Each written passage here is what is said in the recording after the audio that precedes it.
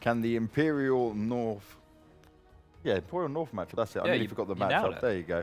Can the Imperial team take on North this time around? A North that has looked a little bit flustered at times, been put on the back foot a fair few times as well. But Imperial, they've shined through against certain teams and then struggled against others because, like we speak about so often, it's more their actual ability and their skill that they're relying on here.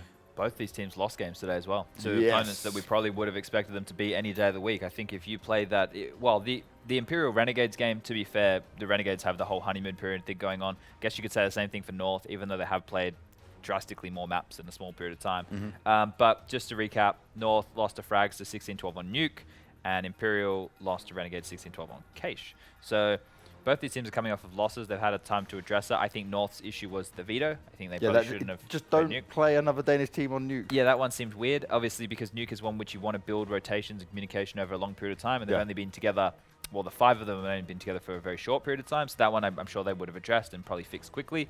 Imperial, on the other hand, I thought they would have just disrespected Renegades with their individuals, right? Just been like, well, you know, we're much better than you, and we're going to run over you. Because Liaz and Gratisfaction still relatively new to the international scene. Yeah, 100%. At least winning in the international scene. Yeah. Well, they're all part of Earth, so I guess we're all international. In some way, some form, we all are. So looking at just this matchup on their head, we speak so much about Esperanto, right? But there's more depth to this Imperial team than just one man, right? I don't know about that yet. I think that's the aspect to this team I'm not buying, is the idea of like they're all just young fragging stars. It's like there's one, and then the others kind of like because they play fairly loose. Yeah, you know, one has an okay game, then he does nothing next game, then the other one comes along. So like fair play to Esperanto. One thing I will say to him is, first of all, he is pretty good. He looks legit, especially for his age. Secondly, as much as it's very contentious the way he made this lineup, because he basically sort of like the secret general manager, apparently, the way he did it. That's very contentious, but you know what? I can't lie. He's put together a half-decent squad, perhaps even one with a bigger upside than the one he had before, because I will say people really pushed that angle on Crystal a little bit too far. It wasn't like the god-tier in-game leader that was going to do anything for you. So with all that said, though, I do feel as though this is a team where it reminds me a little bit of the Fragsters team. Like, there's elements that I could see going on and being bigger parts of Counter-Strike, but I don't see the whole team moving up with them. I think some of these names are going to stay down, as I've seen in the past with the likes of the Pentas of the world, etc. Sure. The stars, the cream rises to the top, the rest of them sort of just stay there. Well, we can probably recap that a little bit more in the sense of you even see it in the top tier when a young player gets an opportunity to play for a good team, right? Rez, for example, IEM Oakland last year, he had a break. Well, he's obviously already a good player, but he had a tournament where he was the MVP, and he showed up in the final to beat FaZe, right? That was sick. But then he got found out. You know, you have your little moves that work, and they're going to work against teams who are of a similar skill level. But once you get to the big leagues, once you play against the big boys, they're going to work you out. They're going to know your tendencies. They're going to know the way you like to approach situations, and they're going to shut you down. And then you start second-guessing yourself. You start doubting yourself. Do I need to change my approach? Oh, it's not working today. You're letting the team down. You look at this team right here. What they've been playing against, the majority of the Counter-Strike, they've slowly been ramping up. They played in DreamHack Opens. Now this is probably the bigger LAN event for these guys. So this is an opportunity for them to I guess, prove the point that Duncan and I are making wrong, that they can work as a team and they can compete at that next level. This is the next step. They actually have a nice progression here. This is actually a pretty cool storyline if they can make it to the playoffs. Now with North, right, they've had some okay games. We see the game against Gambit where they were massively behind. They come back. They show that they can do that. That was on Train. Then we saw them play Inferno against NRG, and obviously NRG were able to take that one, but NRG were looking pretty good. It's a map that works well for NRG as well in the past. It's more now, what can they do from here against the Imperial? Surely they can have a bit more flex when it comes to the map pool. This is why it's so dangerous to change your in-game leader, but have a long-term strategy. Because as much as people want a meme of like, oh, that's just an excuse saying you need to build up these things, it's very different, the ramp-up time, to a team that just has a bunch of skilled players, says, our aim is to play loose, and let's just do what works now. That's a great short-term approach. If you really do want to build a squad that's going to last a long time, it's going to try and have the 6 maps, it's going to do all these things, like, there's a different approach to taking that. Now, I will say, from seeing this event so far, I do actually think that they probably should have staggered how they did it in North. Like, I feel as though, from what I've seen so far, that they came in thinking that they could just play like 6 maps off the bat, and that they're going to do all these punishes in the veto. We're going to go all of these, but like, okay, yeah, in the long run, that should be where you're aiming to go.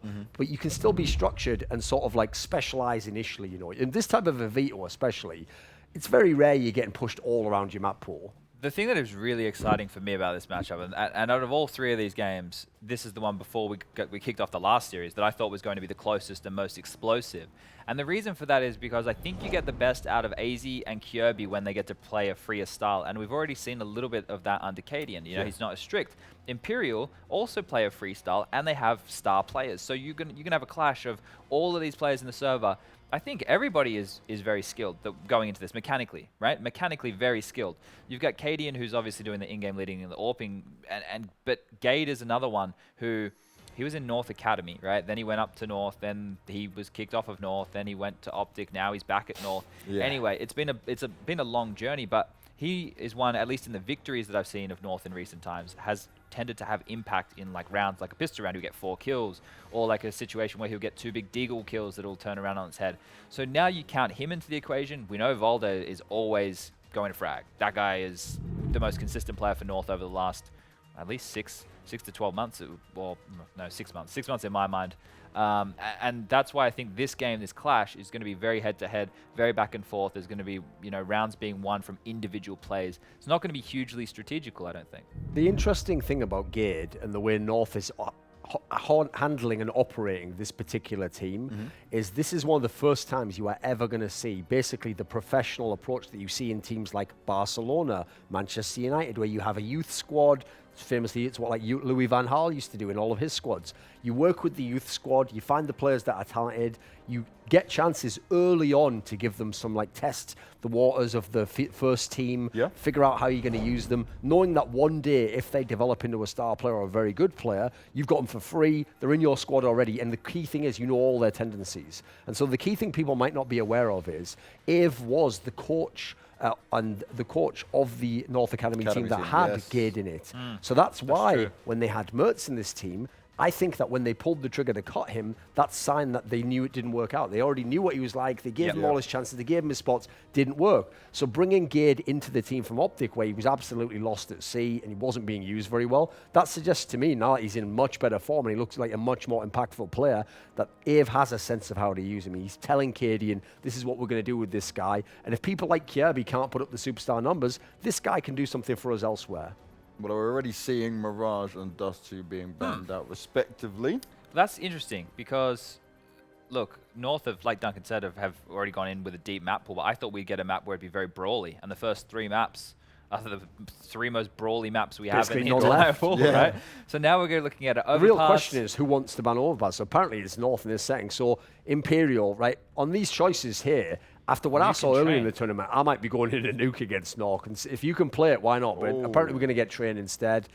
Obviously one that is a very different map now because the North that you've seen with a pretty good win rate on Train recently, that was MSL 7-0. North. Yes. They're 7-0, obviously online, right? Okay. Is that with this lineup? This lineup. Right, okay. That's a pretty good stat, right? With this lineup, they're 7-0. Some would say the best stat possible out of 7 games. They've beaten. Yeah, but it ends obviously as well. Oh, there you go. They're on the screen right there for us. But if just to date back before those two, before the big and the heroic one, it was against Optic in ECS and Epsilon in ECS. I assume that would have been the qualifying stages. They had victories. Not really that crazy then. No, so they're not beating the world's best on Train, but they are consistently winning the map, which is a positive. And then you look at the results for Imperial. Obviously, we know they don't play against the same caliber of opponent. Yes. But if you use this event as the testing ground, that game against Ents was actually quite a close affair. And last time they played Ents on Train, it was also in overtime. So, yeah, Train's an interesting one. It's not super late round play from North when we saw them play it. Earlier. I think so late round. It was so much down to KOB really popping off and just kind of taking control when he got onto the T side, right? So 10-5 first half that they lost as CTs on Train, and then they were able to have that comeback after losing both pistols. Yeah, look, the loot bet odds, I guess they're just favoring the fact that North on paper should be the more experienced. It will be the online stats. Yeah, so that on paper North... This is much more of a 50-50, I think it has to be, right? Like, you're still in your infancy if you're North. Like, even though you do have a 7-0 win streak on this map, it's still anybody's game because Imperial have the unknown factor, well, the relative unknown factor, let's be honest.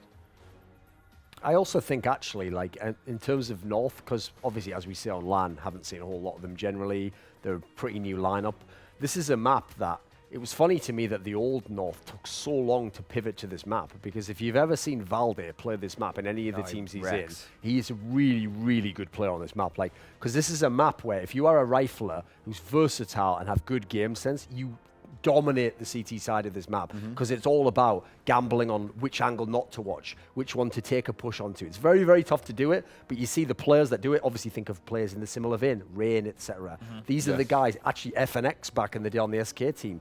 These guys really shine. That's where the game sense can really flow and shine. You got to read what the terrorists are doing, the slow setups. Does this smoke mean they're coming outside? Does it mean they're holding me here? Like, this is a map where I actually think that's one of the reasons you saw MSL went away from vetoing it. He said, well, we'll allow teams to pick it into us because we'll at least have a chance with this guy here. So I'm more interested to see, alluding to what Chad said at the beginning of the veto, it's the Imperial that seems like the weird one that they've let it get to this point, because did you really want to play this over a map where the star players can frag out, where you can just play a bit looser, where there's no natural advantage for North? It feels like Imperial might have painted themselves into a corner a little bit on this one. They must also, I guess, feel like, okay, we saw what they did against Gambit yesterday. We know how to punish that. We may be able to kind of look back at it and have an idea of how we can take you on.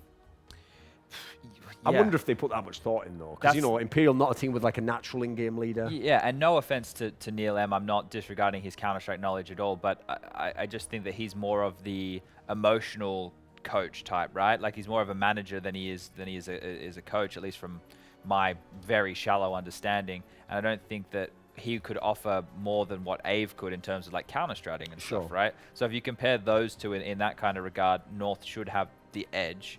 And tactically wise, I haven't seen anything impressive out of Imperial. I don't think I've had to in a lot of senses. Let's be real, it's fragging. Yeah. It's kind of like the Frags' team, you know, it's in the name. They just frag out. If they do, cool. It's nice to see new people on the scene, but on a map like this, I think this map, as you saw when Big played, it really favours the team that's more the cohesive unit. Now, I will say in this one, North doesn't fit that bill yet. No. That's somewhere down the line. Yeah. But certainly a map they've obviously enjoyed, as we've seen from the stats.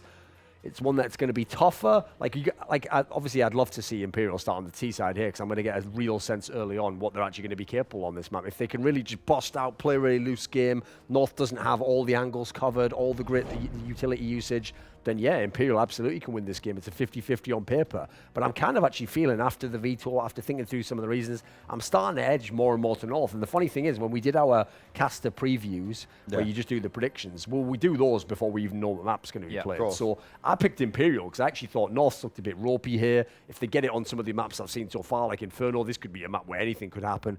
After seeing this one, I think this is one of the few maps that I would actually pick North to win on. So would you have, if you were going back on this and you were going to speak to Imperial, would you say, oh, maybe you should have picked into Nuke out of them two choices? Listen, I trust them to know what they want. You do you, baby, but afterwards, I will do me, and then maybe you on the desk with my abuse. So I don't think that... We know that. I don't think Nuke would have been better. I think those two maps are actually very restrictive. Well, where I would have liked to see like a Mirage, which would have never happened, right? Insta-ban. But like something like a Dust 2 or a Cage or something along those lines, where they can be a little bit more free-flowing. I think after the knife round win, I would be starting on the CT side if I was Imperial, without any doubt. And here's the thing, I already outlined this. North against Gambit, they won in very late round scenarios where Kirby had to have a lot of impact. 2v4s and 2v3s. They were getting a flustered Gambit who felt like they were overreacting with 10 seconds left on the clock. They could have just played retakes. They could have let that timer start. I don't think that they'll get away with the same thing versus Imperial, because Imperial will probably have the round finished before we get to that point, right? They'll have either had some advantageous trade somewhere with some aggression, or they're more than happy to take the duels, whereas Gambit are happy to lure you in and beat you in those, like the crossfires where you're actually pushing to the yard and stuff. So I think Imperial probably going to be... I'm going to stick with them. I did Imperial before the map pick. I think I'm going to stick with them here. It's a gut call. Like if I was hedging, if I was just going to go off of, hey, on paper, I'd go with North. But screw that. Let's go for one outside the box. Let's go with Imperial. Before we get to the prediction stage, remember you can head over to CS Money to get your skins, trade your skins, and so much more. Chad, starting with you. They already did it, man. They're quick. They're quick. He's way ahead They're of the quick game. around here. They're pressing the buttons. They're on point. They are on point. All right, so we know where you guys are going with it.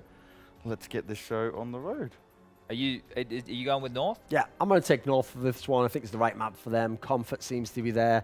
And I actually think because of the map and as you say, the restrictive element of it, this is a game where Esperanto isn't going to be the best player in the server. I'm going to take Valde as the guy to take this one on. So I'm going to rely on North to somehow make it through. It's also an elimination game as well. There's also the pressure. I think it's a bit easier to play freer when you're the Imperial. You're winning all the games, not an elimination point yet. So I'll say that I'll edge it to North. All right, well, I will choose North as well. I think it's just the right decision to make, obviously, off everything we heard. But now it's time to get into the game to see if the Imperial can march over the lines in North, or will they just be ripped apart? Harry and Vendetta, take it away. Yeah, we're coming back off of a very, very lengthy game between Big and Mouse Sports. It's going to be hard to try and match some of the excitement from that in this one. But Imperial versus North, I'm curious. I was originally leaning the way of Imperial, but now that I've seen the map is going to be Train, that does kind of call it into question a bit for me, I'll be honest. Just because of, I don't think you're going to have that same sort of like freedom of movement for someone like Esperanto, right? And that's very, very important for him, but also because you have that AWP duel between Nuki and Cadian. And I don't know, I'm not entirely sure who wins that out. I mean, I'm not even sure if it's necessary for Imperial to have Nuki win that out versus Cadian in order to have success. I mean, they have more strengths to play off. Obviously, Esperanto has been brought up multiple times, and for good reason. What excites me a little bit about Imperial is the fact that when we were sitting talking to Esperanto upstairs, right as the draw was happening, and asked him, so what do you think about drawing North here? Potentially, not the easiest opponents potentially that you could have gotten, but he was like, oh no, that's bad news for them. Just very, very confident. I mean, he's always come off as a very confident guy, even earlier on, before Imperial had any similar success or played at these kind of stages. But I think that bodes well. I mean, if your star player can not get shook and everything, he should do well. Even if it is a very good point that they bring up that it's a much more restrictive map. Train, compared to something like Mirage, where we did see him absolutely go off versus Cybersen, which again is a different caliber of team than North. But I think that bodes well for Imperial. They're not coming into the game at least feeling a lot of pressure or playing scared in that sense. Here we go. North already made their mark with the bomb towards the inner bomb site. Nuki being very careful here about how far he decides to peek in. Does have Nexa as well, sitting with him. And North are actually not moving forward as well. They've shown the bomb. They still have two players over towards Ivy here. And it's actually remarkable to see the kind of composure that we're seeing out of Imperial now. They haven't decided to rotate anyone over. They're sticking by their guns here. I mean, that's also one thing that we saw versus Cybersen. Even though Imperial were basically dominating them from start to finish, they didn't get silly on their CT side. They stuck within their limits and played a fairly conservative game, at least on the CT side. So that's a good mark to note down. Finally, North are going to give up on the standstill, both towards Ivy and lower ramp, and gather up. And this is going to be an inner push with 30 seconds left. Yeah, only Nexa here to hold it down at the fort, and so he's going to get forced away as Kirby and Cadian try and meet this aggression. Valde and AZ going to have to find two very, very quickly. These rotations now arriving from Imperial. But one by one, they do fall, and that's going to be North picking up the pistol here on Train. So looking to get off to a good start on this T side. I think one thing that's going to be a bit different for Esperanto is that in a lot of matchups he goes into, even though they can play against a team that's on paper a lot better than him, Esperanto is usually the best player on the server. I think he's got a pretty good rival in Valde here. Coming into this, I think Duncan mentioned that right before they threw it over to us. I think that could also be a bit of a nuisance for them, because obviously Esperanto is such a big part of the firepower that Imperial has to offer that, if that gets equalized by Valde, I think there's more to fall back on the side of North. Gate might be one of them, as we see him finding three really quick kills. Dealing pretty nicely with everything that's thrown at him. He's also going to find a fourth onto aforementioned Esperanto. That leaves Nexa in connector with his CZ and armor. And this is quite a bit of change of pace from what we saw versus Big and Mouse Sports, because that was a slow-paced game. They were inching and crawling forward on their T sides. North definitely showing a bit more tempo here, and even though it's just an anti-eco, now they're willing to change it up a bit. Gade looking to get the ace. It's going to get denied by Nexa. See, for me, my biggest issue between these two teams is, in terms of how they stack up at the very least, is, you know, I think in that duel of Nuki versus Cadian, I'm really not sure who wins that. I think it's just going to come down to form, right, and who's hitting their shots, because we've seen Cadian look great. We've seen him have some pretty lackluster performances too. The bigger issue is, you know, going off what you say, you kind of stack Esperanto up versus Valda. That's already like a tricky thing. But then you look and you've got Kirby, for example, who on He was great Imperial, yesterday. exactly. And so who on Imperial would you say then has to even kind of step up to be the Kirby of this team, right? Or you know, you want to look at Gade, who's getting off to a great start now and looked good earlier on today. You know, I just don't, because Pound's been so inconsistent still. Yeah. You know, still kind of getting these like early land jitters. Fair enough. I think this maybe is what, second one with the squad. So this is just a quick clean round at least from North once again. Just gonna get out of dodge once. Found 2 kills in that previous round. It's gonna be a little bit tougher with 7 HP and a USP to his name, but let's see what it decides to do, or if anyone on side of North are willing to chase. I mean, if anything, Cadian and Kirby would be the ones to do so. But yeah, that is a fair point. Where is Imperial going to find their production? Yeah. I mean, if Nuki has, I guess, an equal game to Cadian, Esperanto does Esperanto things. Yeah, they're going to need more contribution from either Pound. I'm looking towards. I mean, Nexa has been a reliable, you know, reliable source of frags, even as an in-game leader, so they have that going for them. But I think it's going to be on Haji. Haji's been my kind of like joker on this team because he had an extremely rough first game, came out much stronger as the tournament went on, but he was also, you know, one of the bright spots of that very, I guess, the tail end of envious CSGO scene, you know, with the Frenchies. He was like one of the positive signs out of that. I'm kind of looking to see him getting more towards that kind of a form that he showcased every now and again over there, but it needs to get more consistent, that's for sure. Yeah, and that's going to be their biggest issue now. And that's why I think it's so hard to predict these Imperial games, is that they do have that consistency problem. You know that Esperanto is going to have a good game. He always does. But it's the rest of the team around him that we could see fall short. That said, you know, North pretty new in terms of bringing in Cadian, new leadership. They have looked incredibly inconsistent as well. That's why this one for me, I didn't even want to pick sides. I just want to watch some good CS. However, I don't know who the hell I think is going to win this, especially not after Big versus Mouse Sports. I don't even think I ever want to make another prediction ever again in my life. I'll be honest with you. Harry the non-biased caster. Esperanto's going to find AZ through the smoke there on inner bomb site. It's a good start for Imperial to work with man advantage. They might extend that as well. There's Haji. We talked about him. He needs to get going as well. And Pound, as you mentioned, been a bit all over the place so far in this tournament, but is at least going to be well enough equipped to deal with Kirby. Valda gets the return. But you do fancy Imperial's chances here. Esperanto is going to take down his rival on the side of North, and Cadian left with the op. And a whole lot to do. Yeah, there's no way back into this round for him. Imperial going to be putting an early one up on the board. That was, for the most part, not a massive investment from North, keeping a lot of those SMGs forward. And the one board up on Cadian was kind of the exception to that. That's now been juggled across over here onto the side of Imperial. And we can see Esperanto going to be donning that alongside Nuki. So moving into an early double AWP setup here for the Imperial CT side. Yeah, luckily for them, they were able to scrap that together. So not necessarily the biggest hit immediately off the bat on their economy.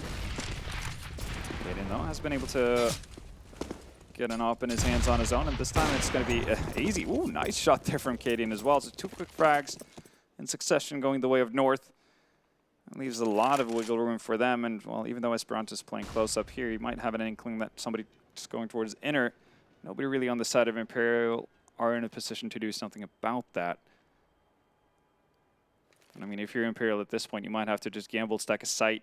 And if they don't show up, that's fine. You're going to try to hold on to what you can, and if they do, then at least you have a fighting chance. So North setting up. Next is actually going to make the full rotation in here. And Pound's going to find Valda. He was the late lurk in Ivy.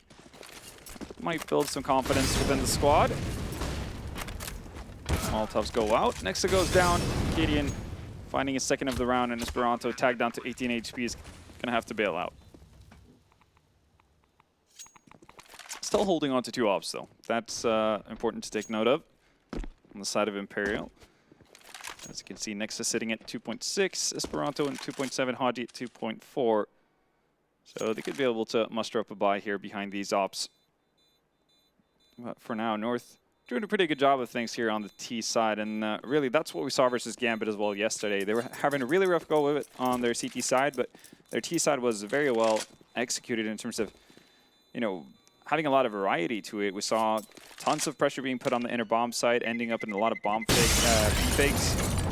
So even though they favored Yard pretty heavily in that A bomb site, they were doing a good enough a job to keep Gambit pretty much honest towards B all the time. Yeah, and when we think back to that game, it feels almost like a mystery to me as to how, you know, the North CT side didn't look, you know, didn't kind of, yeah, didn't hold up a candle to their T side. And you know, one of the big things to me is Valder. I think he's a phenomenal inner bomb site player. He's the guy who kind of anchors that position. And I think, you know, when you have someone who's so good at that one bomb site, you know, you free up 4 players to go play inside of A. I do wonder how your CT side falls flat on the back of that. But a faster play this time. North, they go barreling on in towards this A bomb site. And Nuki already going to be posted up with that off. Does best Cadian. So early on, man advantage taken here for this CT side. Gade behind the E-box. He gonna go unnoticed for now. G does manage to pick him up, and now AZ smoked off, gonna start to creep one out. The shadow spotted does give him up. He's still able to find the frag, and in the meantime, Kirby, I was gonna say, making decent progress down here towards Old Hell, but things have gone very awry in this round for North. It is just Valder left alive. 1v4, he had a fantastic performance the other day, and he's been a consistent top performer for North. 1v3, that is asking far too much of him. So Imperial keeping things relatively clean, all things considered. We'll be picking up that second round, and on the back of it, putting North's economy down in those dumps. Definitely do. And Imperial, I mean, even though they've had a couple of rounds go against them early on, they have been able to hold on to those ops the entire time, which is nice to see, and you can see it all coming into play as well. Esperanto picking up a single frag in that round, and Yuki with 2. And obviously, when you play against a double op setup that, you know, oftentimes requires you to have more utility to play with on the T side. So you need to muster up proper buys or simply just beat them with speed, all depending on what your team prefers. An early tactical timeout, though. Talking things through how they want to approach this going further. Seems like it's mainly the 3 in the middle, Kirby, Valde, and Cadian, talking things through. Gade seems to be focusing on his own tasks. And for Imperial, though, looking to grab at least consecutive rounds here as we get going again.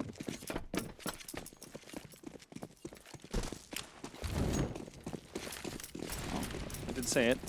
With not all the utility in the world, you might have to speed up the tempo. That's seemingly what North wants to do. They've moved with the entirety of their team towards white or through white walls and towards the B-bomb site. Setting up for smokes down ramp as well. There's a double setup here from the side of Imperial as well. That's Nexa and Esperanto.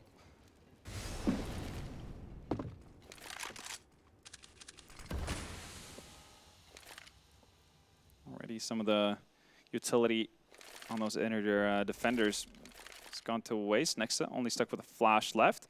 Esperanto still has a pretty healthy amount, but he's also pretty far back. He's going to drop down the smoke into lower ramp as all the rest of the smokes from North come in. And now we'll see what they can actually mount. Well, they're already up and past these smokes. Going to be challenging the likes of Esperanto now. Nexa still going undetected for the time being, tucked away. Peering through that smoke, bit of a jump scare. It's Gade in the back, and he's going to go to line up a couple of kills. Looking for the 3rd. He might have just made this round very, very possible for North as he single-handedly starts to tear them limb from limb. And now we're into this 2-on-2. That bomb going down inside of the A-bomb side as North to very, very quickly switch things up. It's going to be Cadian and AZ left alive. This is the round that really didn't look like it was going to go their way early on, and all on the back of that aggression and the patience from Gade. It's now been made possible. Next up. And Hadley creeping on in. So many angles to keep an eye on. The bomb's going to be planted out in the open for Pop Dog and Main. AZ's going to be sat here in Ivy, and this is perfect for him. Here's the footsteps. There's the initial peak, and Cadian rounds it out. That's going to be the 5th round on the board for this North T side, getting off to a good start once again. And there you see, again, you see the power of actually being able to push up. I mean, North get into that bomb side, not getting the opening frag. That's Esperanto's. But Gage just being so far pushed forward, he's able to cut off any sort of rotation again. The 2 inner bomb players, they're not really able to deal with him. He gets Nuki pretty easily. After a bit of a struggle, does find Esperanto as well, and the 3rd frag here onto Pound just really settles things for them. And it just buys a ton of time. And at that stage, Imperial have no clear indication of whether or not North have committed to that bomb site with the bomb or not. So that was like one of the Cardinals since we saw a big struggle to do on their T side of Train. Just never being able to really push forward outside of one instance. In that round, they ended up winning as well. So North definitely have that down pat, and that's what they need as well. See the investment coming in from Imperial as well. 2 scouts, a FAMAS, Deagle on Esperanto, and a PT50 on Nuki. It's pretty much what they have in their bank outside of Nuki. He wants to get an op as soon as possible, but this is looking like eco territory if they, well, it is eco territory if they were to lose this one. No op in the hands of North either. But they have all the utility to work with here. Pretty much all the time in the world as well. So it's going to be a slow creep towards Ivy. For now, there's no real stack on the side of Imperial either. So they're going to have to rely on these scouts actually doing a lot of work before we see anyone from North getting close to the bomb site.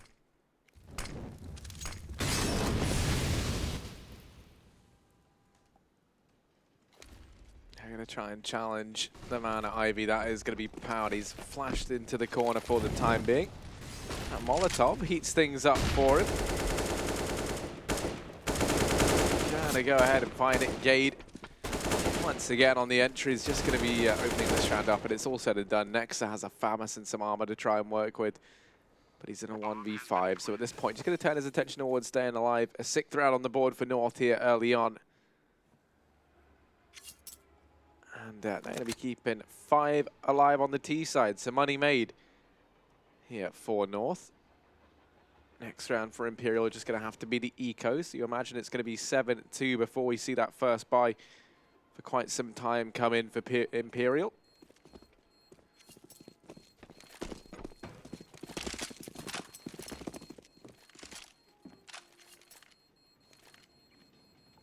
There we go. Another round on the board for North. 6 rounds already. I mean, we do keep in mind that North did have a much more successful T side yesterday versus Gambit. Not even close, really, considering what they delivered on the CT side, but it was enough for a win. This is at least going according to plan for them so far. Gade being able to maintain that good form he showed early on in the beginning rounds, holding on to that.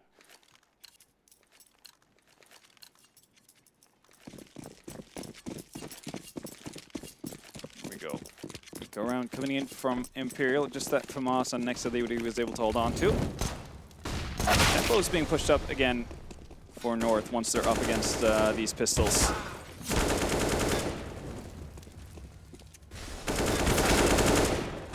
Pretty well for them. Esperanto has been able to find 2 kills with the USP, but eventually get shut down. And with how much money that's been built up on North, that's not really too much of a concern for them. Might even see Cadian drop off an AK in order to get an op in his hands. Or maybe they just want to maintain that high tempo and stick with all rifles, and that's what they're going to do as well.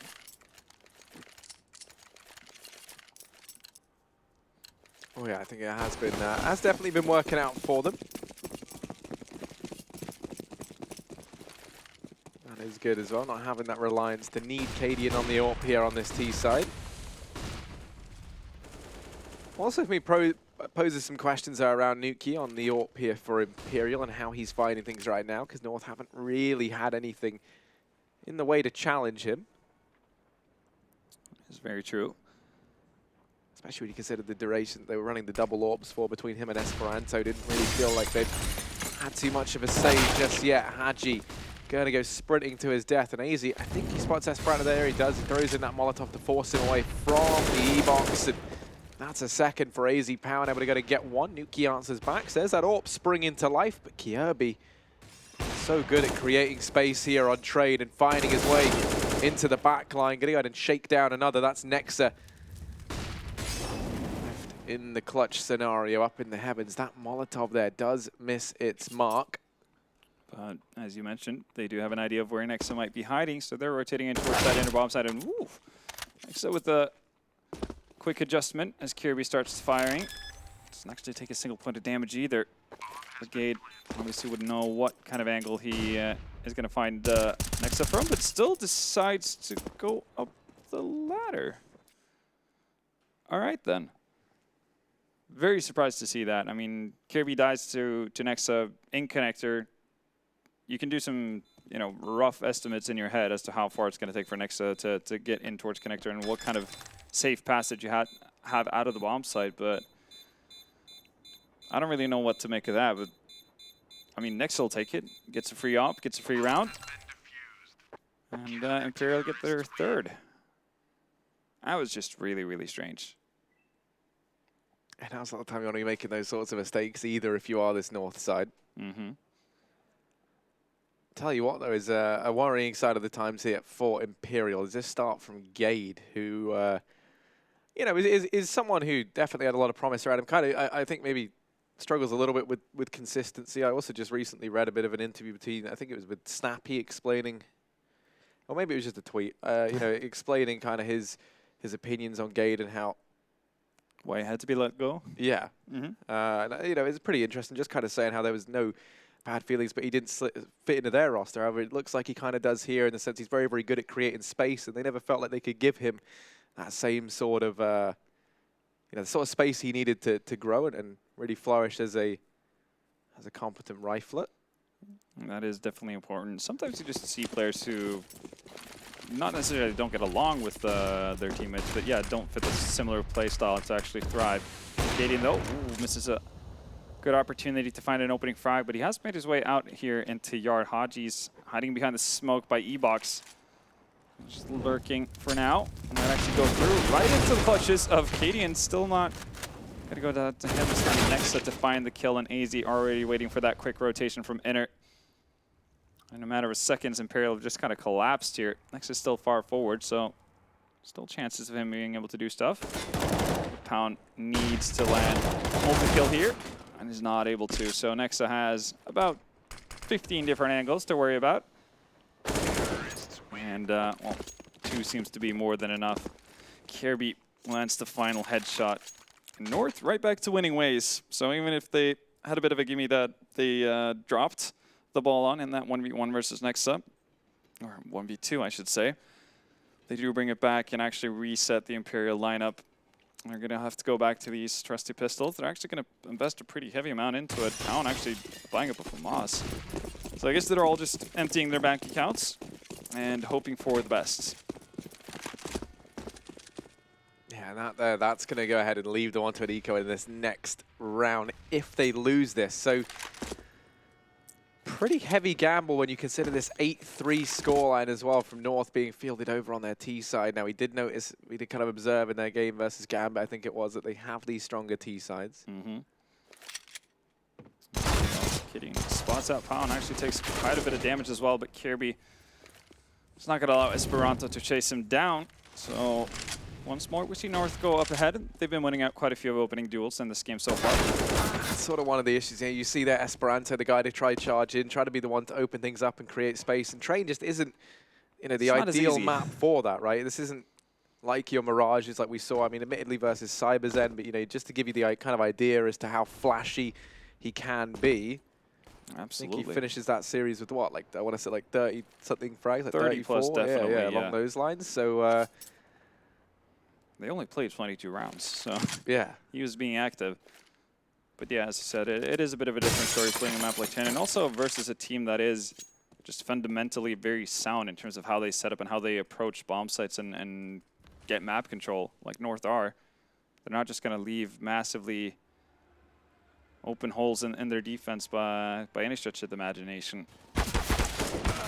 Kirby struggling a little bit to find Pound. Pound's been able to do a significant amount of damage with this FAMAS. It's a little bit scary. Nexa in a prime position to take out Gate. Question is if he's going to be able to find Gate in as well, but no. I mean, Pound just really pounding down on North with that FAMAS. I mean, he gets 3 kills, has already softened up Cadian to the point where it's an easy kill for Nexa. That's definitely not what you would have expected, and for how many glowing words and reviews we were giving North about how they usually handle these kind of situations, so they do fall flat.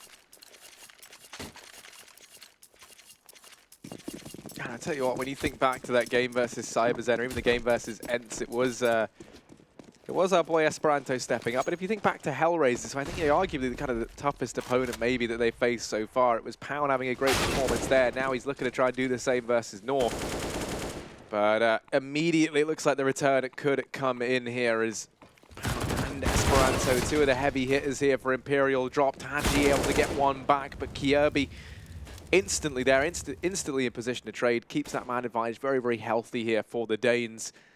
As now Nuki and Nexa are going to start to retreat from this A-bomb site. Valdet continuing his aggression over into the Ivy position. Now just going to tuck himself into a little hidey hole, a little Valdet hole, as he does spot out Nexa at the very least. Takes a little bit of damage in return for that information, but that's okay. North already in so good after plant positions that there's no real reason for Imperial to chase after this. I mean, again, we're looking at a reset here for Imperial. They were able to make the most of it after getting reset the first time around here, but not able to string multiple rounds together. So North still looking to have a very, very strong first half here on the T side.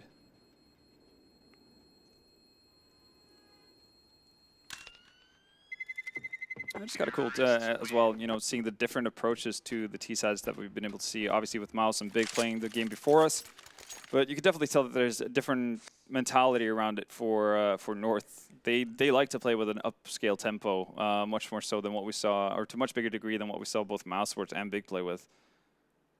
It seems to be more cohesion in how they actually go about that aggression as well.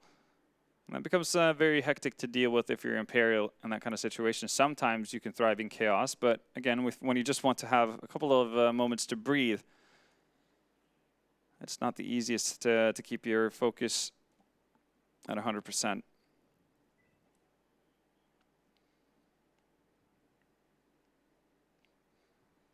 So another tactical timeout being taken by Imperial, just to talk things over. And one of the players that I wanted to see really come alive on the side of this young team was Hadji, but he's having another rough go of it. I was into the thick of things early on, getting a couple of frags, but it's really slowed down since then. It's currently sitting at 4. I mean, Esperanto, who we talked so much about as well, he's not doing too much better. And again, it's going to be one of these wonky buys. It's still a better purchase than what they were able to claw back 1 round with. So they're not without a chance, but you have to figure that North are in a prime position here to go further. Comes out and pretty simple execute in towards inner. Next up. It's not there. It's Pound this time around with a 5-7. He's still going to be able to find 1 kill. Meanwhile, Valdez making sure that there's no shenanigans happening from the behind. Well, at least not temporarily. Finds Esperanto, but Hadji's there as well. He picks up an AK, and it's down to a 3v3 situation. Bomb's down, but there are defuse kits on the side of Imperial too. Still a chance for Imperial in this round, but a lot of it going to come down to this fight here. And you can see Hadji spots out both players. He's really not too keen on going for this. Going to try and flash himself in. And well, Nexa has dispatched of Kyobi, but it's AZ's aggression that's going to go unchecked. And that there is what ultimately should be winning North this round. Flash down the ramp, going to force Nexa. Ooh, he's able to win that fight. Taps on the bomb, and now AZ just playing down the clock. Even though he falls, the round's still going to be going the way of North as they move up 10-4. So, nice round from Nexa. Yeah. Unfortunate for him that he was the 1 player out of the 3 remaining in that retake that didn't have a defuse kit. And perhaps, you know, even a more worrying thing here for Imperial is Nexa. Not normally a man we ever talk about being up at the top of the board. He's, you know, is known supposed to be reliable, right? Yeah, he's meant to be a reliable frag in IGL. He still puts up numbers while given some pretty decent strategies, as, you know, at that. But you know, really, the order that we should be kind of seeing this is Esperanto. Then I'd say Pau and Hadji, Nuki, you know, like kind of something along those lines. The rest, yeah, you know, like filling out the rest of that leaderboard behind Esperanto. And, you know, Nexa being really kind of their glimmer of hope right now. We've seen some good rounds from Pound. You think back to that one where he gets the 3K with the FAMAS, for example, where he's the only man with a rifle to actually work with. There's been a few moments of individual brilliance here on the side of Imperial, but nothing consistent enough for us to actually kind of, you know, put our hopes on the back of. Yeah, definitely true. And North already getting to double figures here in the first half. Going into the last round, it's not going to be the greatest of buys for Imperial. They have managed to hold on to that up, and it's actually going to remain with Nexa as well, not being dropped over to Esperanto, who I feel I haven't really seen with the weapon for the better part of this half. North, they're just going to go bouldering on in towards that enter bomb site initially. It's only Valde again on the opposite side of the map, being a bit of a nuisance. The distraction point really for North, and already you can see a massive rotation coming in from Imperial here. But they have been able to find the man on the flank. That's Valde. Bomb still yet to go down here for North. Gade just punching those numbers in. The only issue is North have been inside of this B-bomb site for so long. They've gone so aggressive, and they still have 2 smokes on Gade and Cadian. Ooh, Easy actually decided to fire back. That's a bit of a mistake in my book. No reason to get into that kind of position. That Molotov is going to be painful as well. Gade actually goes down to it, so back and forth here, but Imperial finding some space finally. Cadian left up, 1v2, but time ticking down and working against Imperial. They have to get on this bomb. They don't have kits. Cadian not entirely aware where it's planted. He finds the first and the second as well. Nuki and Haji can't get it done. Cadian going to clutch it out in the 1v2 as he keeps his cool. And that will be an 11th round for North at the very end of this first half, 11-4. This is certainly not the performance that Imperial were banking on, not the same sort of confidence that we heard when we spoke to them earlier today, Halvor. Yeah, they were saying it's going to be a bad time for North, but it's been anything but that. I mean, you have to consider the fact that even, I mean, these 4 rounds that Imperial got, sure, they've been able to scrap, you know, kind of scrape together a buy and then actually force their way back in after getting reset, but they haven't been able to build off of that. And this is where, you know, like for the most part, such a young team, right, like a team of youngsters, these are really the games where, you know, you're tied up 2-2 and your fate is you either make it to the playoffs or you're eliminated. You know, the pressure's really going to be on and you've already fallen behind at quite the deficit. You know, it's going to be a tricky one to recover from because, you know, even if you look, while this North roster hasn't been together in this current iteration very long, there's so much experience here between all of these players. You even then look at Cadian and his role back in Rogue and how he molded those guys into the Got team. Them to a major. Exactly, right? So there's a lot more to play off of North. And like you'd favor North being in the kind of situation that Imperial find themselves now to be able to bring it back, because who are you going to draw from in terms of experience, right, on the side of Imperial? Who's going to be the one to say, like, well, we can actually do this. We're not out of this just yet. That could be really, really tough. But they do get the chance to show themselves here on the T side now as we get going. Pistol round, obviously, almost a necessity, you could say, for Imperial here. Picked up a bit of utility as well. Pound sitting on a Molotov and smoke and flash on the side of Nexa. They're going to be the ones to lay the pathway for the remainder of the team. Nuki's picked up a P250, or has been dropped the P250, I should say. There we go. Seems like the drop's going to come down towards the double setup from AZ and Gade here. That is quickly disposed of. AZ with a 3K bomb drop down and pop dog in. Well, if you're feeling hopeful about Imperial's chances, it's surely about to go dwindling right now.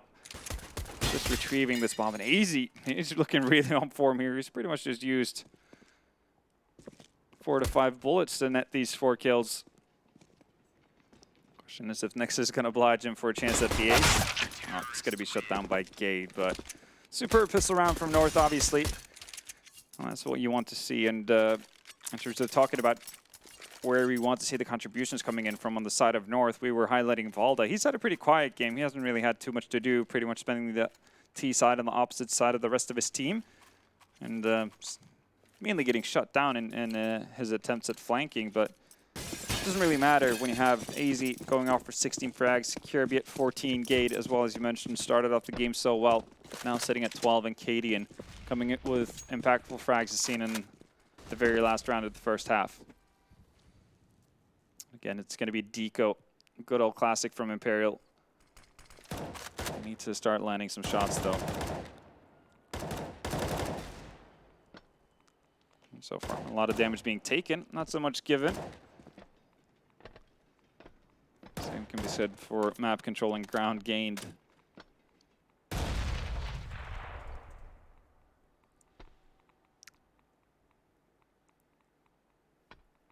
Yeah, these players, they've remained desperate for someone from North to get something up, but look at how they're playing. All three players grouped up over towards this green train sandwich. And they have the crossfires to keep the eye on Ivy, keep these Imperial players at range, and look to try and use the M4s, the SMGs at a distance. Esperanto has won that first fight out over Gade, so potential for something to go awry in this round as this crossfire that was stacked up here for North now kind of crumbles a little bit as they've lost an important component. Pound going to find himself one, and AZ desperately trying to hold on to this bomb site. Cadian manages one more, but it is just Valder left on up. 1v2, he's over here at Ivy, but that bomb, the bomb's all the way back towards main. There's only 25 seconds left. They have to get a move on for it, and Valder, right now, if he just hides, he might be able to win this. He's going to miss that, and Nuki does manage to pick him up. That round, I think, would have slipped away from Imperial just on the basis that the bomb was left back in T-spawn. Yeah, no, very easily could. And it feels like those kind of rounds, you see those more often with inexperienced teams, actually. You kind of buy your weapons without any real set plan, and then you just hope for the best. And in this scenario, Imperial do find quite a bit going for them. But yeah, as you said, that final piece of the puzzle, remembering the bomb, that's not quite there yet. So though they do get that 5th on the board, do send North back to an eco as well. AZ gets taken out immediately by Pound. Good spawn towards A main.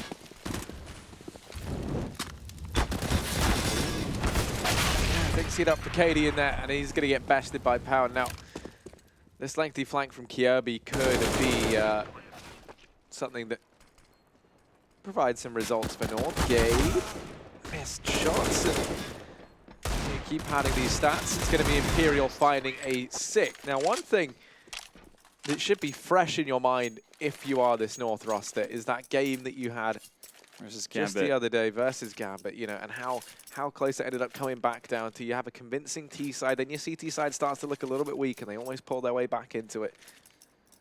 Yeah, a little bit weak is definitely a nice way of putting it. Gambit managed to muster together 10 rounds on their T side versus North.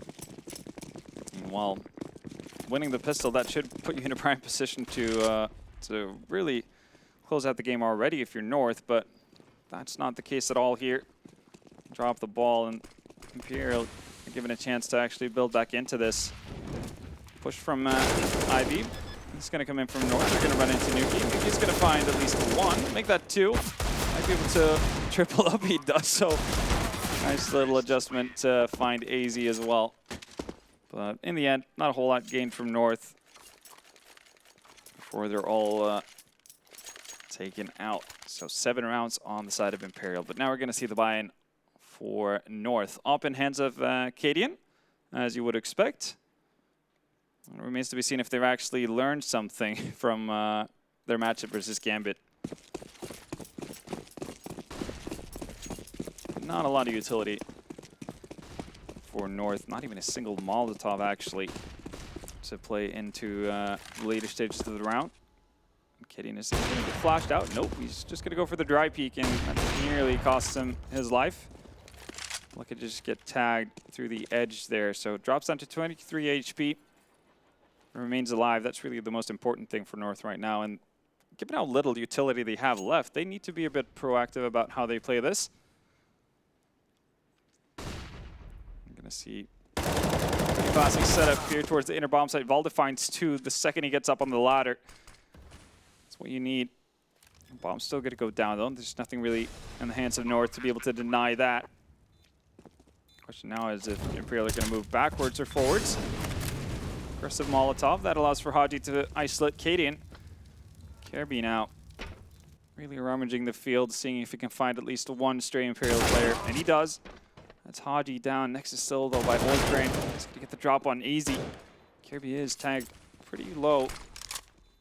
So going into this with an equal fight. Nice flash there as well to get a bit of an advantage, and that time is starting to tick away from Gade. No defuse get. He's going to have to run away. Does find Nexa on his way out, but another round on the board for Imperial, and the CT struggles for North seemingly continue.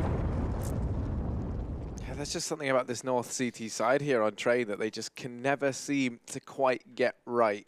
Yeah, I mean, versus Gambit, it was, I think it was partly down to the fact that Balda didn't have the greatest of games, so we couldn't see as many, multi-kills from him. Whenever there was an inner push, at best, it probably could have been a 1-for-1 and not necessarily buying that much time. This time he does get the double kill, so everything's pretty nicely set up, but North, being so limited in utility, don't have any way to push forward and, deny a bomb plant for a time being, allow for rotations to come in, and, well, that's just outright unfortunate for AZ.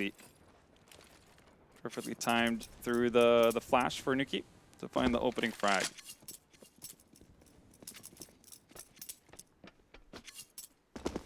Yeah, I mean, now Imperial sitting pretty with that man advantage. They can afford to slow right down. They know that they're running into these pistols for the most part, with the exception of that one AK held forward on Gade.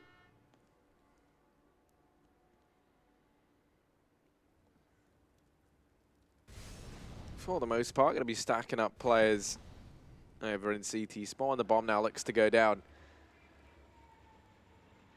And it will be a 9th round for Imperial if all goes to plan. No, excellent. Come on. Just 3 rounds between these two teams now, which, you take into account that this was, what, an 11-4 half in favor of North. With North winning the second round pistol as well, or second half pistol. I mean, since then, they've not done anything. That there should have really been enough to secure their fate. If you recall, it was Imperial with the deco able to steal it back, and now that's how we see ourselves in this situation. It's looking like it's not going to be another close game, Halvor. This one, once again, holding the promise of potentially going a full 30 rounds.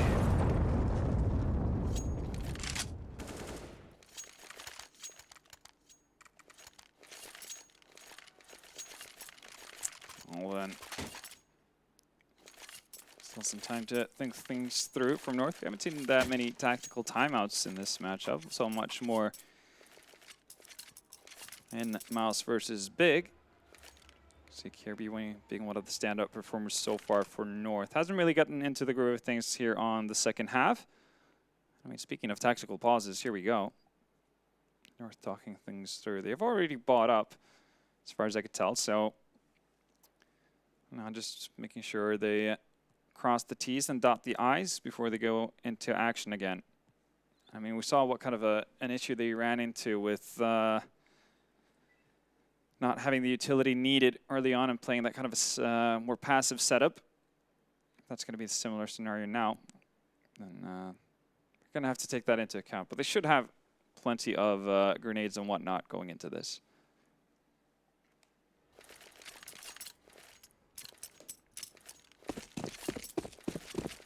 Yeah, both sides going to have pretty much everything they could possibly need.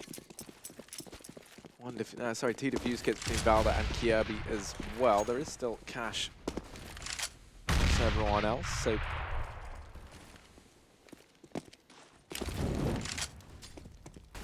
Cade and Co going to be forcing their way over here towards main early on, trying to take some ground, and Deep Smoke going to allow them to do it as they flash Gade in.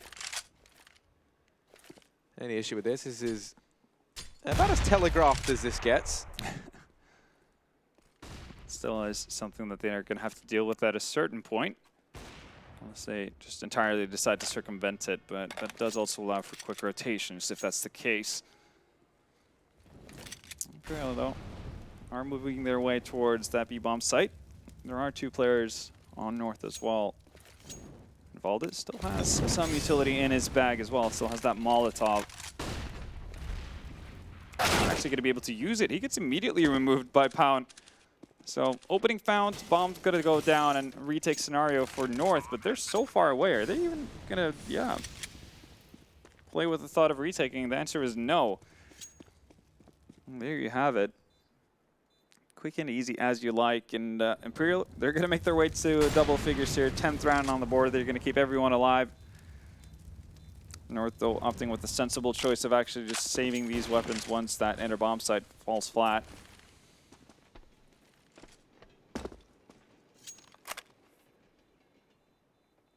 it's going to be enough for a nice enough buy for, well, going into on North's end. Cadian's going to be able to drop off a weapon for Valde. And plenty of utility will be purchased up as well. So pretty much going to be a reset of what we saw going into this round. Every team having what they want at their disposal.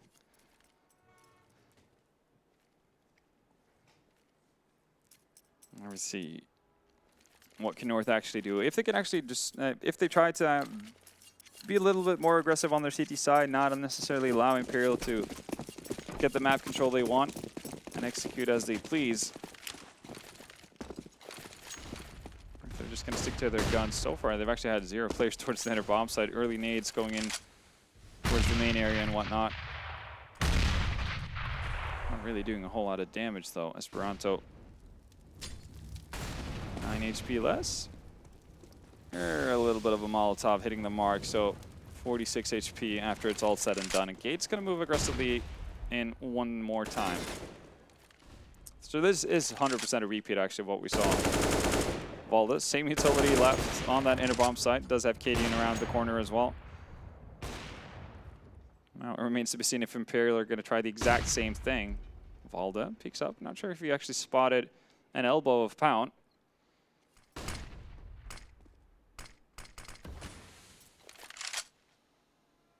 In any case, though, Imperial thinking about throwing something else in the direction of North now.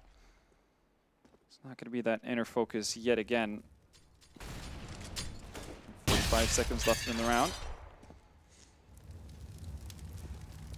And this is where Gade looks to get tested. Players about to walk his way. There's the first. The man topping the charts right now for North. The trade going to come through almost instantly.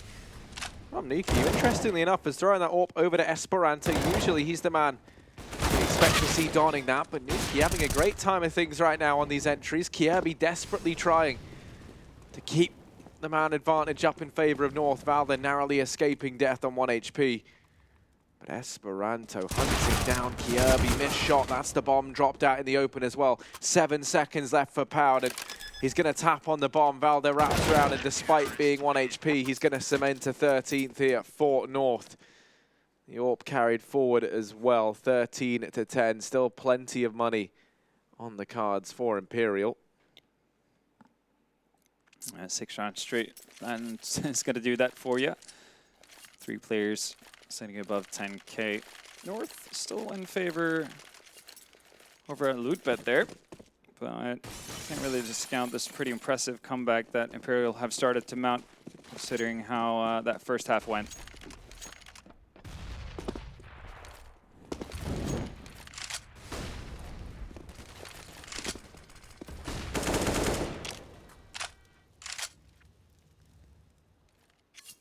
Yeah, it doesn't get better than this. Nexa over towards Pop Dog.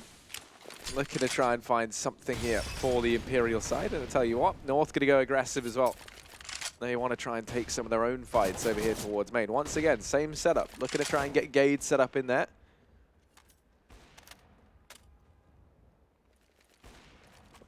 Best way to cancel this out is try and find these fights from Pop Dog. They do it well. Nexa, good for one. You can see the effect that's had. Gade not given time to get into main.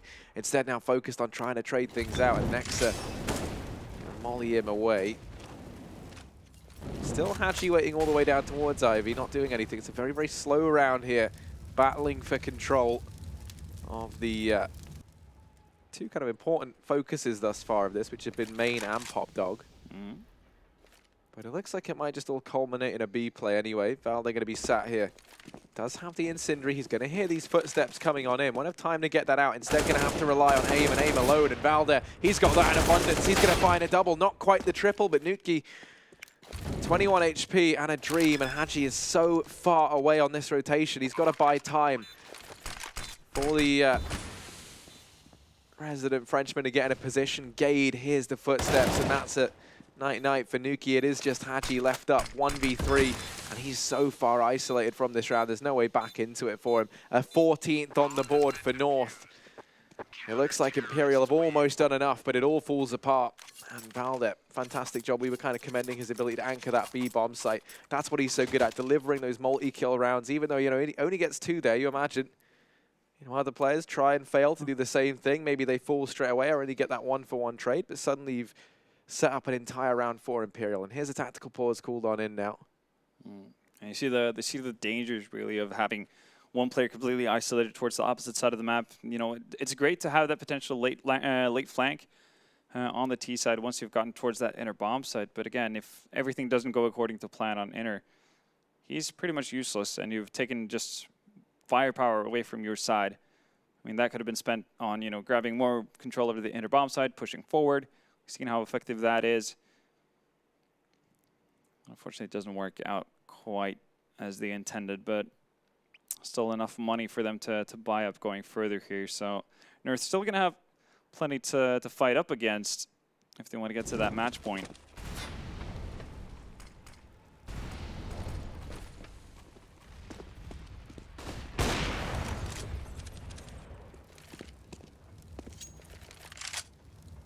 For Imperial, looking like it could be a change of pace here, setting up outside of B. Maybe just going to try and hit this off the back. Nuki is here in main. He's going to spot out the man up on top of the train, and that's Gade, but he can't quite find the shot onto him. Nuki has been top of the board for Imperial in this match thus far. Fouled it. Going to get flashed in, takes this peek. It's a ballsy one at that, especially with Hadji so close by. That should have been a potential avenue for Imperial to get into this round. And Valde, good for one, will be dealt with thanks to that flash, but already Cadian and AZ both chiming in with frags. Nexa desperately going to try and claw this back, and oh my goodness, look at this man go. Leading by example is Nexa. As he's opened up the B-bomb site, it is just Gade left alive, 1v2, wrapping around from behind. A lengthy journey here for this Dade. And it's a short one to the grave as Nuki sends him there. It will be 11-14. This comeback still well and truly on. What a round from Nexa right there. That looked lost. That looked completely lost for Imperial. I mean, AZ with a quick rotation. North get pretty much every trade they want as they try to make their way forward on the bomb site. And they're just out of the absolutely nowhere, really. Nexa finds 3 headshots within the span of a second. So does actually put Imperial on that 11th round. And while we talked about them having plenty of money to continuously buy up, that's not really the case for North. I mean, their money's a bit more scattered. They've only been able to string 2 rounds together here in a row on this CT side. Definitely not out of it yet here. North are going to be faced with a tough decision. And here we see it again. That's 1 down, and then just the immediate transfer over to Kirby. That's so rapid. Didn't see a lot of that when during his time in Renegades, but you can definitely see why he was picked up initially. Definitely has abundance of skill.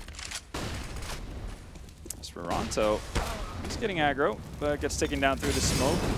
Luckily for him, though, Nuki has managed to find one, but Bald is going to chime in as well. He's got the FAMAS this time. We saw Pound do a ton of damage with that a couple of rounds ago, and Kirby. The quickness of this flank is going to catch Imperial completely off guard. There's no way to expect this at this stage. Well, sees 1, doesn't go for it quite yet, because why get 1 when you can get 2? And even better, why not 3? Kirby with that immediate flank just right off the bat completely topples Imperial, and, well, if that doesn't send you back to the Shadow Realm, I don't know what will. Yeah, no, I mean, that's certainly where Imperial find themselves now, as it's a pretty glum place. Neelam is definitely at least halfway to the Shadow Realm at this point. I mean, that was meant to be the round where you break North's economy completely. Yeah. You start sitting and come back, you're breathing down their necks. And I mean, you know, Neil is such a believer in this team. That's one thing you always realize when you talk to him, right? He does have the utmost faith in this squad, and he will be feeling devastated having that round slip away from them. They know the importance. They know how much rested on that 1 round, and it eluded them now. They're given another shot to break this CT side economy here. But I mean, this could very well be their last round. And oh no, Gade, he's got ahead and torn their hopes and dreams apart. Imperial, just Nexa and Hadji left up as Gade is their Danish nightmare. He goes ahead and just leaves the weight of the world on the shoulders of the IGL and Haji.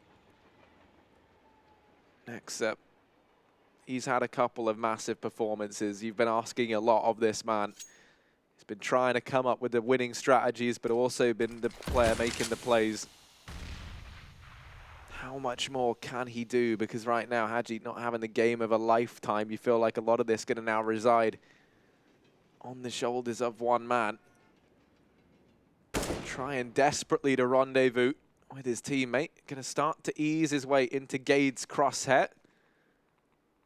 I think he spotted him there, just on for even a millisecond on the peak. Gets the information. That's going to force these rotations in. Nexa falls, and it is just Haji left up. 1v5, does at least find that one kill, but 10 seconds left, there's no time. This is all said and done. North going to be closing this out. 16-11, the Danes dig deep, they get it done here.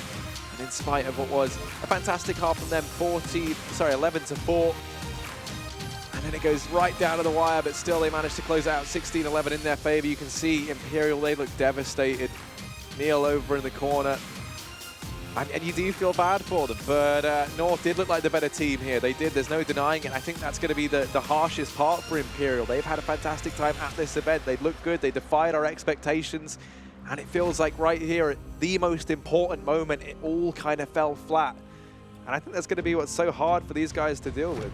Yeah, you can see Neil definitely feeling the weight of that loss, and I mean it's understandable. They're within an earshot of beating North, taking them out of the tournament. You have that massive round with the flank from Kirby that's supposed to be where Imperial finally find a footing in this game after having digging back from such a massive deficit as they acquired or cured during the first half.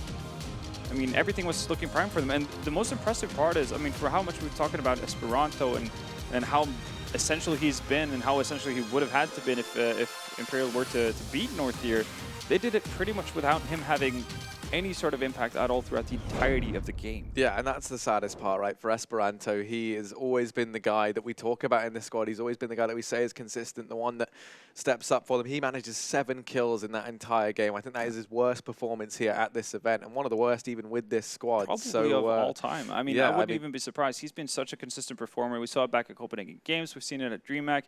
I mean, that kid never fails to live up to expectations, and but I guess that's kind of a rite of passage that you have to go through as a budding star player. That's sort of exactly. That is your that's the kind of responsibility that you take as the star, right? Is you're responsible for all the highs. You're the guy who gets set up. You're the one who has to create the space, but also when things don't go your way, like a lot of that does get put onto you, and that's something that Esperanto kind of has to now deal with. Yeah, and seeing how he bounces back from that's going to be very telling as to how far he can take this.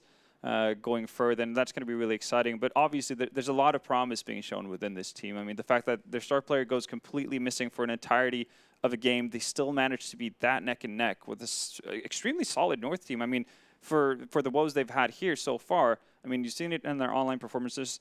I mean, they have quality, shining out from, everywhere on the side of North. So it's not something to hang your head off. No, definitely not. And let's not focus on the negative too much. That's a lot of like Neil's passion just being contagious, right? You see him get all low and really, but it's still a fantastic side of things to come for this North side. They're looking good. They've now qualified as well. They're going to be playing in the quarterfinals in a day's time.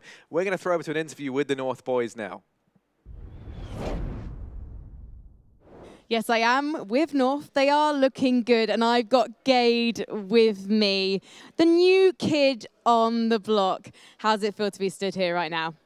Very relieved, because that was a tough one. We've been struggling a bit on our CT sides, but we managed to come back, and after the loss against Fraggers, we were a bit frustrated, but yeah, I'm just happy, really happy now. Before I can let you celebrate, I need to talk to you about your CT sides. They've been your weakness throughout this entire Swiss group stage. Are you going to be able to sort them out in just one day? I think we already talked them through a lot, and it's a work in progress, so we just got to keep working and keep practicing. It's still a new team, kind of, so yeah, just keep practicing, and hopefully we'll be able to have a better CT side in the best of threes for playoffs. And you've been on North for a couple of weeks. I know you played for North Academy before, but you're solidly part of the roster now. It's official. So what's it like to make LAN when you've only, LAN, the playoffs, when you've only been together for such a short time? I think for me, this is the first like coming through group stage and managing to get playoffs. So I'm really happy and just stoked to be on this team. It's a really good team. There's a good chemistry, and we all play on this like we have the same idea of the game, and I think we can go very far if we play our A game. Well, let's see if teamwork makes the dream work on Friday when we see you play again. Gade, thank you so much. Congratulations, and we'll see you in 2 days. We've got one more match to go, guys. It's going to be very close because it's going to be the home teams, Hellraisers, versus those boys from Vegas Squadron. Can the Sharks do it? Well, let us know what you think in Twitch chat, as always, while we head back to the desk. Well, it looked like the Lions of North were literally going to shred Imperial apart, but they did manage to hang in there just for a little bit. One of the key talking points, starting on kind of what the desk was saying there. Wait a minute, we're just using puns related to North all the time and imagery. I like Lions. Where's the thing? Chad here like didn't think they'd get it together. But you know what? Val, they did in the end, didn't they? Yeah. I'll take that. I'll take that. Not bad. No, that was good from the fly. Working off the fly, yeah. That was good. That was good. If you want me to put a curse on a player, Esperanto. just give me the name, and I'll make sure they play bad. What are we at now? Sunny and now Esperanto. So just don't mention any names. Have you ever thought of being a fan of Smooya? So this game, that first half, just picking up on that same point of Esperanto, you could see how dejected he was. Neil, as the coach, as the halftime camera was on them, was trying to cheer him up, grabbing him by the shoulders, trying to fist bump him and stuff, and he didn't want any part of it, right? He was just having a very bad affair, a very bad slope. Yeah, and look, once you're only getting 7 kills, and we just said you're like the biggest win condition for them. That sucks, right? But they still put up a fight. They still had a decent comeback. Once again, AZ and Kirby being able to get a lot done under this freer style. I'm going to love to see how this continues to trend, right? If they continue to be a really powerful duo, Valde can just be the anchor. Gade can have these impact rounds like we saw towards the end of this game as well. And then Katie, he didn't even have to do anything on the AWP, really. Let's be honest. No. This is going to be really nice to see. Great entry frag as well. Yeah, the guy is actually showing a lot of flair. He's getting a lot of dirty work done. So Nexer had some highlights in this game as well. Definitely. I think that was a curious point that we were talking about, right? About the fact, does he even want to be the in-game leader of this team? It's a weird one up for contention anyway. I would say as well with North especially, right? This was a team effort. It wasn't just Kirby going absolutely crazy. Just the whole team showed up for this game. And that was something great to see, because normally we always rely on, especially in the past when we talk with MSL, you always rely on 1 or 2 players really popping off. Well, also in this team, like, they haven't actually so far at this time had like a really convincing game. They've had some games they were in, and they've had some games that had a few good moments. Yeah. But first of all, Imperial's been one of the better teams in the event. And this was actually, despite the fact, yes, they clawed back rounds, there was a lot of clutch rounds in the game as well. I think overall, I felt like North quite heavily outplayed them overall. I thought they were like the better squad. To be fair, if your star player doesn't get anything done. Yeah, let's imagine in a world where Esperanto was actually on the board, this could have been another overtime game. But Kirby there with some that 3K at the end there, and this is Gade's one here to basically close it out. That's where the individuals stepped up with massive multi-kills to close out the game. That's what they needed to get across the line. The way there was only 19 kills for Gade, I feel like we saw everyone in the highlight package. There was like a mini movie of him. Pretty legit, wasn't it? They were pretty good, I can't lie. Lots of impact, for sure. He's going to be the highest entry fragger as well, across similar to what you guys were saying there. It was just all round a good, solid performance from North. It was more just Imperial kind of, well, they let it get away from too far at the beginning. See, this is one of the things with the CT money system, right? And FYI, making the second round of the game bonus 1900 will not fix this. Just so you are aware, it will not fix this. But because the weaponry and the utility, and you need to buy a defuse kit, cost more on the CT side. Let's say you win the 4th round, let's say you win the 5th round, whatever round you win. If you win it and you only have 1 or 2 players survive, and then you lose the following, you are in that lovely thing we like to call being money cucked, right? You don't want to be in that place. And then you have to take an eco, and then you buy the next, and let's say you win the next. Okay, then you lose again. That constant up and down battle is what we kind of don't want to see, and that's exactly what happened to the first half of Imperial here. They were just under the thumb, and the individuals couldn't step up with the lower utility, with the lower weaponry to do what I thought they could do, which was turn the rounds on their head like we do see from our FaZe clan, like we do see from the Mouse Sports of old. It was just, I guess, a really flat first half from Imperial. Nice sort of symmetry, though, with the 2 players there, the way they were. Standing and looking, yeah. That's what's impressing you now. Not the greatest game from Cadian, but then again, He didn't need to do a lot, did he? Not much expected from it. It's not really the role he's kind of playing at this point in time. Again, as he saw from MSL, you're just going more for the supportive style of AWPing anyway. He called a good half as well, right? That's the thing. Like he called a good T half. They were able to get so many rounds. So you have to think about that. That factors into this as well. And look, this North, if they're able to do a lot of damage in a best of 3, that means they're already trending upwards a lot quicker than what we saw of when we had the change earlier with North, when we saw the initial shuffle earlier at the start of the year. This is a much quicker transition. And it feels like the Stars, Kirby and AZ are finally getting to do what they want to do. Well, the thing is, this is a team that brought in some big names. They made the power moves. They spent that CS money because for them it wasn't just about skins. It was about money, it was about future, and it was about success. That is the tagline. Not just skins, but future. Duncan is on point. Guys, that will be it from us now as we move into the next games. So coming up right after this is going to be Vega Squadron taking on Hellraisers. A bit of a CIS matchup once again, and Vega have already proven once today they can do it. Let's see if they can this time around.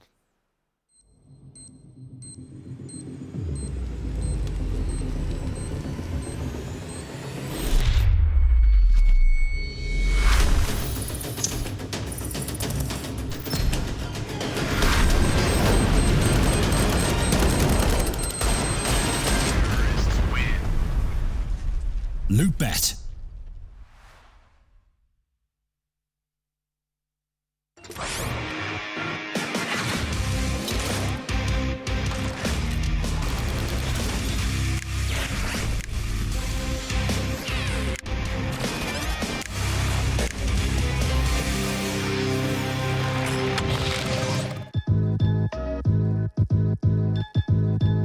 With Hellcase multi-cases, you are no longer restricted by random case opening mechanisms. Now, you are able to pick any of the cells containing skins and actually determine what you win. Use the promo code and dive right in.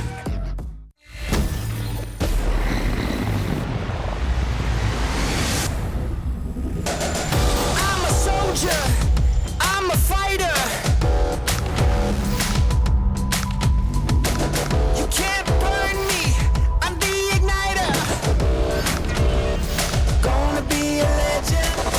Gonna take it all.